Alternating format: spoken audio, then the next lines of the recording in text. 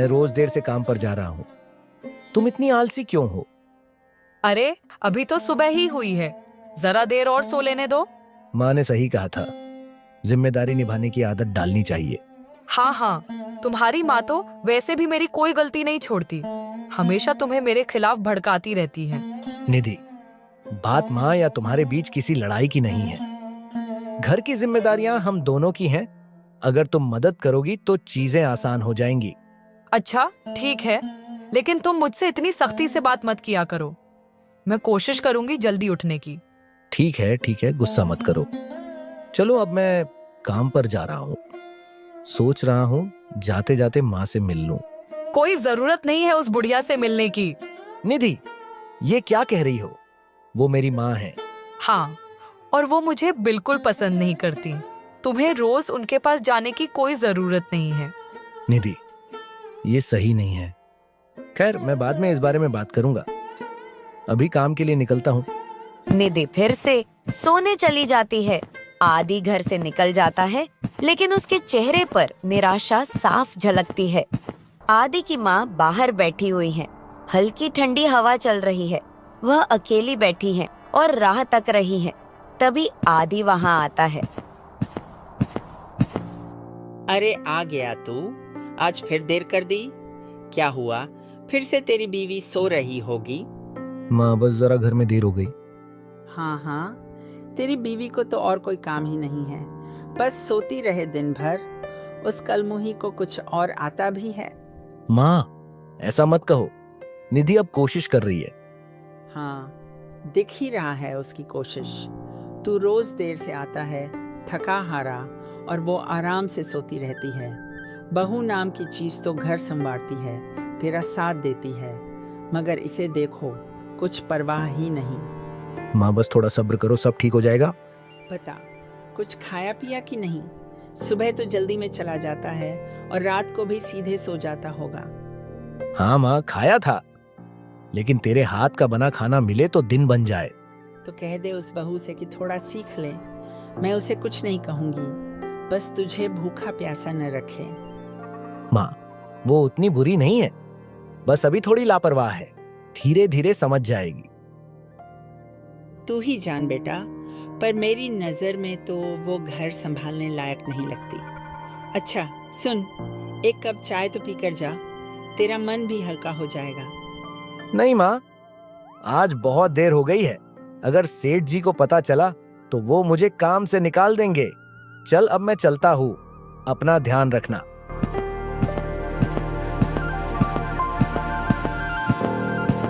आदि अपनी माँ से बात करने के बाद काम पर चला जाता है। माँ गहरी सोच में बैठी है। तभी निधि गुस्से में दरवाजा जोर से खोलकर बाहर आती है।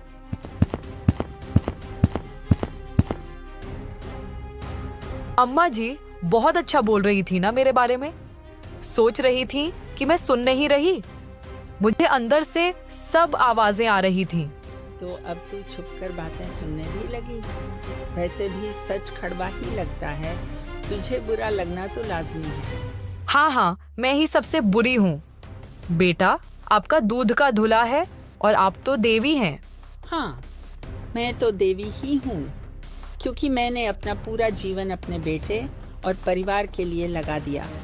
और तू तो बस आराम फरमाने आई है इस घर में। हाँ, क्योंकि मेरा भी हक है इस घर पर। शादी के बाद ये घर मेरा भी है, और मुझे पसंद नहीं कि मेरा पति रोज रोज आपकी शिकायतें सुने। अरे वाह, तू घर की बहू बनकर आई थी या बादशाह बनकर? शादी का मतलब सिर्फ पति पर हुक्म चलाना नहीं होता, बल्कि घर की जिम्मेदारियां भी निभानी पड़ती हैं। आपको मेरी कोई भी बात अच्छी नहीं लगती, क्योंकि आपको मुझसे नफरत है। आप चाहती ही नहीं कि मैं इस घर में खुश रहूं। देख निधि, मुझे अपने बेटे से कोई शिकायत नहीं, लेकिन अगर कोई मेरी आंखों के सामने मेरे बच्चे को तकलीफ दे तो क्या मैं चुप रहूं? तकलीफ? आदि को कौन सी तकलीफ दे दी मैंने? अरे तू खुद ही देख ले, रोज देर से उठना, घर का कोई काम ना करना, आदि को अकेले सारे काम करने देना, ये सब तकलीफ नहीं है तो क्या है? और आपको ये सब बातें सिर्फ तब दिखती हैं जब आदि आपके पास आता है ना? आदि यहाँ इसलिए आता है क्योंकि ये उसका घर भी है। तुझे परेशानी क्यों हो रही है? परेशानी इस बात से है कि आप हर बार उसे मेरे खिलाफ भड़काती हैं। बेटा मेरा खुद समझदार है, उसे सब दिखता है। अच्छा, तो ठीक है, अगर आदि को सब दिखता है तो मैं भी देखती हूँ कि आज से वो आपकी कितनी सुनता है। इसका क्या मतलब? इसका मतलब ये कि आज के बाद आदि रोज यहाँ नहीं आएगा। अगर उसे मेरे साथ रहना है तो उसे अपना घर और अपनी माँ में से एक को चुनना होगा। ये तू कैसी बातें कर रही है बेटी? पति पत्नी का रिश्ता एक दूसरे को बांधने का नहीं बल्कि समझने का होता है। अरे वाह, जब आपकी बारी आई तो रिश्तों पर ज्ञान दे रही है, और जब मेरी बारी हो तो मैं ही गलत। क्योंकि तू गलत ही कर रही है। अपने ही पति को माँ से दूर करने की कोशिश कर रही है। ये मत भूल, जैसे तेरा हक है आदि पर, वैसे ही मेरा भी है। देखिए, मैंने कह दिया, अब आगे आदि को तय करना है कि वो क्या करेगा। निधि तेज कदमों से पलटती है और गुस्से में वहाँ से चली जाती है। माँ उसे जाते हुए देखती रहती है और उनकी आंखों में गहरी चिंता झलकती है। सेठ अपने घर में बैठा हुआ है। तभी उसका छोटा भाई तेजी से अंदर आता है और चेहरे पर गहरी चिंता साफ झलक रही है। भैया, एक बुरी खबर है। क्या हुआ? इतनी घबराहट क्यों है तेरे चेहरे पर? भैया, मैंने आज तक आदि को काम पर नहीं देखा। वो बिल्कुल बदल गया है। अब तो ऐसा लगता है जैसे उसे काम की कोई परवाह ही नहीं। क्या? आदि और काम चोरी? मुझे तो उस पर पूरा भरोसा था। वो कभी ऐसा कर ही नहीं सकता। भैया, भरोसा तो बर्फ की तरह होता है, जितनी धूप दिखाओगे उतनी ही जल्दी पिघल जाएगा। हाँ, बात तो तेरी सही लग रही है, पर यह समझ नहीं आ रहा कि अचानक आदि को क्या हो गया। भैया, हमें एक बार खुद चलकर देख लेना चाहिए। अगर यही हाल चलता रहा तो हमें उसे काम से निकालना पड़ेगा। हाँ, अब हमें सख्त कदम उठाना ही पड़ेगा। भैया, अगर किसी को काम से ज्यादा अपने आराम से प्यार हो जाए तो वो काम के लायक नहीं रहता। तुम बिल्कुल सही कह रहे हो। अब हमें आदि से पूछना होगा कि वो सच में काम करना चाहता है या नहीं। अगर उसकी नीयत नहीं है तो हमें उसे निकालना ही पड़ेगा। सेठ और उसका भाई एक दूसरे की ओर देखते हैं और फिर तय करते हैं कि अब आदि से इस बारे में खुलकर बात करनी होगी। अगले दिन सेठ का भाई सुबह सुबह गोदाम पर पहुंचता है। वहां मजदूर अपने अपने काम में लगे हुए हैं, लेकिन वह इधर उधर नजरें दौड़ाता है। कुछ देर बाद उसका चेहरा गुस्से से तमतमाने लगता है। कमाल है, सूरज सिर पर आ गया, लेकिन आदि महाराज का कहीं अता पता नहीं। लगता है जनाब को आराम करने की आदत पड़ गई है। अरे भाई, मेहनत का फल मीठा होता है, पर मेहनत करने वाला चाहिए। लेकिन अपना आदि बाबू तो लगता है कि आराम का राजा बन चुका है। काम का न काज का, दुश्मन अनाज का। अरे, मेहनत से ही आदमी की पहचान होती है, और जो काम छोड़ दे वो इज्जत भी खो देता है। ऐसे आदमी के लिए तो बस यही कहा जा सकता है, जिस थाली में खाया उसी में छेद किया। सेठ भाई सही कह रहे थे। अगर यही हाल रहा तो इसे काम से निकालना ही पड़ेगा।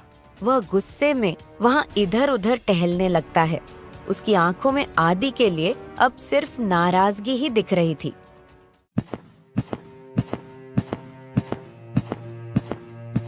अरे, आप यहाँ इतनी सुबह? सब खैरियत तो है? कोई जरूरी काम था क्या? अरे नहीं, कोई खास बात नहीं। बस सोचा आज गोदाम का हालचाल देख लूं, हिसाब किताब समझ लूं। आखिर ये भी हमारा ही व्यापार है। वैसे बता, मैंने कुछ गलत तो नहीं किया? सही ही किया ना? मेरे रहते आपको ये सब करने की क्या जरूरत थी? ये सब मेरा काम है और मैं इसे अच्छे से संभाल सकता हूँ। अच्छा, तू ही सब संभाल सकता है? मगर मुझे तो लग रहा है कि गोदाम से ज्यादा तेरा ध्यान कहीं और रहता है। आज भी देख, सूरज कब का सिर पर आ गया और तू अब आ रहा है। लगता है तुझे अब काम से ज्यादा अपने आराम से प्यार हो गया है। ऐसी कोई बात नहीं है, बस घर पर थोड़ी देर हो गई थी, कुछ जरूरी काम था इसलिए। ओह, तो अब काम से ज्यादा घर की जरूरतें बढ़ गई हैं।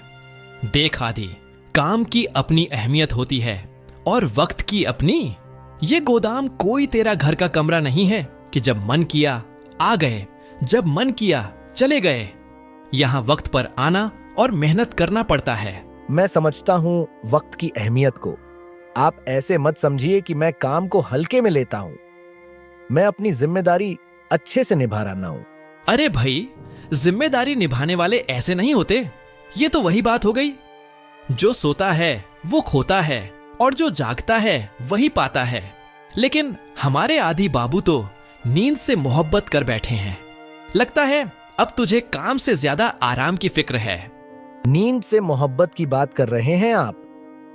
अगर मैं सच में आराम पसंद होता तो अब तक यहां न होता। मैं जानता हूं कि मेरी जिम्मेदारी क्या है और मैं उसे अच्छे से निभा भी रहा हूं। अच्छा अच्छा, अब ये लच्छेदार बातें मुझे मत सुना। मुझे तेरे बहानों में कोई दिलचस्पी नहीं।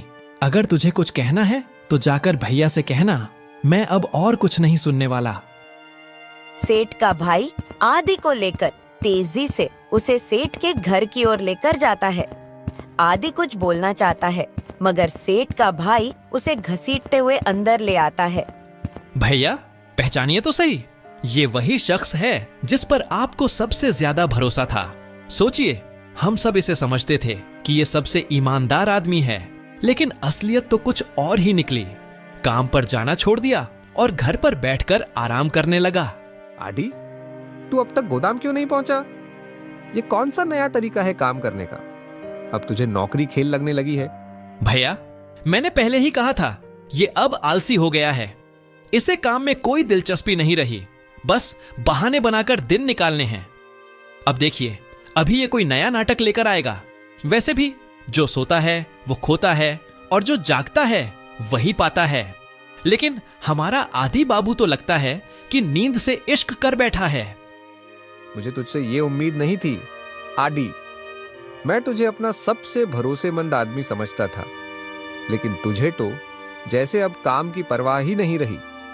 वक्त की कीमत होती है और तूने इसे मजाक बना रखा है। लगता है तुझे अब काम में कोई दिलचस्पी नहीं रही। भैया, आप इसे जितना समझाएंगे उतना ही ये कोई नया बहाना बना लेगा। अरे, अब तो ये भी कह सकता है कि सुबह सुबह रास्ते में भूत दिख गया था, इसलिए डर के मारे गोदाम नहीं पहुंचा। सेठ जी, मेरी मजबूरी को भी समझिए। मैं कोई आलसी नहीं हूं, न ही काम से भाग रहा हूं। मेरी जिंदगी घर और काम के बीच पिसकर रह गई है। सेठ जी, घर में चैन नहीं है। मेरी माँ और मेरी बीवी के बीच हर दिन झगड़ा होता है। छोटी छोटी बातों पर तकरार इतनी बढ़ जाती है कि पूरा घर तनाव में डूबा रहता है। मेरी बीवी चाहती है कि मैं अपनी माँ से दूर रहूं, उनसे ज्यादा बातें न करूं, उनके पास ज्यादा न बैठूं। और माँ तो कुछ कहती नहीं, मगर उनकी आंखों में मैं दर्द देख सकता हूं। सेठ जी, मेरी बीवी देर से उठती है। घर के कामों की उसे कोई परवाह नहीं। सारा काम मुझे ही करना पड़ता है। सुबह उठकर चूल्हा जलाना, नल से पानी भरना, बर्तन साफ करना और उसके बाद खुद ही नाश्ता बनाकर काम पर निकलने की तैयारी करना। सोचिए, मैं इंसान हूं या मशीन? ये सब करने के बाद गोदाम के लिए देर हो जाना कोई हैरानी की बात है क्या? सेठ जी, मेरी बीवी देर से उठती है। घर के कामों की उसे कोई परवाह नहीं। सारा काम मुझे ही करना पड़ता है। सुबह उठकर चूल्हा जलाना, नल से पानी भरना, बर्तन साफ करना और उसके बाद खुद ही नाश्ता बनाकर काम पर निकलने की तैयारी करना। सोचिए, मैं इंसान हूं या मशीन? ये सब करने के बाद गोदाम के लिए देर हो जाना कोई हैरानी की बात है क्या?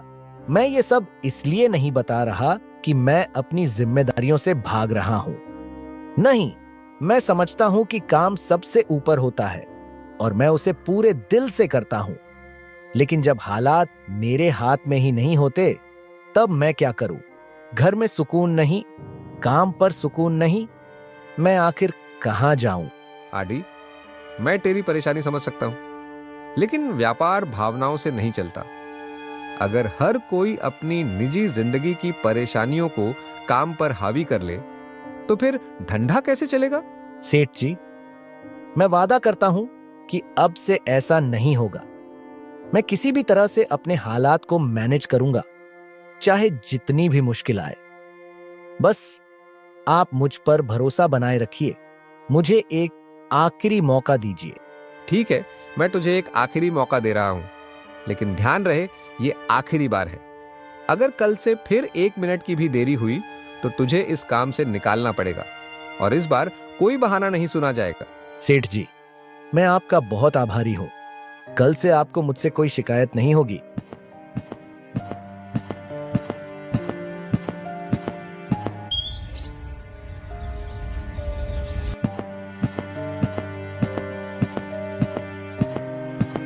निधि, तुम जानती हो आज मेरे साथ क्या हुआ?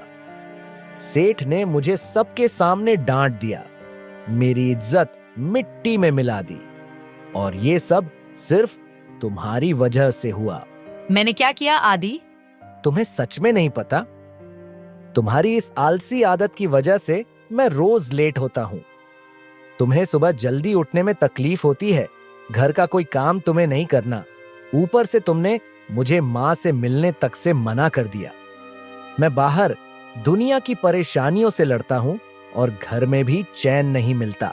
आदि, मुझे लगा था कि तुम बड़ा चढ़ाकर बोल रहे हो, पर आज तुम्हारी बातों ने मुझे सोचने पर मजबूर कर दिया। सच कहूँ तो माँ ठीक ही कहती थी, गलती मेरी ही थी। मैं अपने फर्ज निभाने में असफल रही। आदि, मुझे माफ कर दो। मैंने तुम्हें सिर्फ अपनी नजर से देखा, तुम्हारी परेशानियों को कभी समझा ही नहीं। अब मैं अपनी गलती सुधारूंगी। गलती मानने से कोई छोटा नहीं हो जाता। निधि, अगर सच में बदलना चाहती हो तो माँ से भी माफी मांगना। उन्होंने हमेशा तुम्हारे भले के लिए कहा, मगर तुमने ही उन्हें गलत समझा।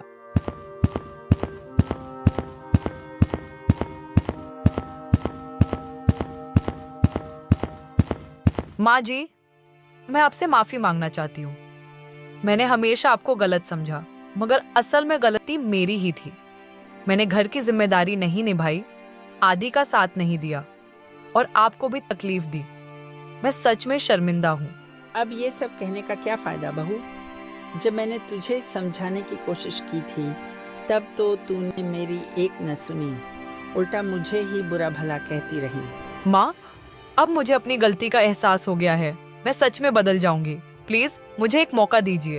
अच्छा, अगर तू सच में बदलना चाहती है तो मैं तुझे माफ करती हूँ, मगर याद रखना बहू, अच्छे घर की नींव सिर्फ प्यार से नहीं बल्कि जिम्मेदारी से भी बनती है। मैं इस बार आपको शिकायत का मौका नहीं दूंगी माँ। आदि की जिंदगी में अब खुशहाली लौट आई थी। निधि ने अपनी गलती मानकर घर की जिम्मेदारियां संभाल ली और माँ से उसका रिश्ता भी सुधर गया। आदि बिना किसी परेशानी के समय पर काम पर जाने लगा, जिससे सेठ का भरोसा भी लौट आया।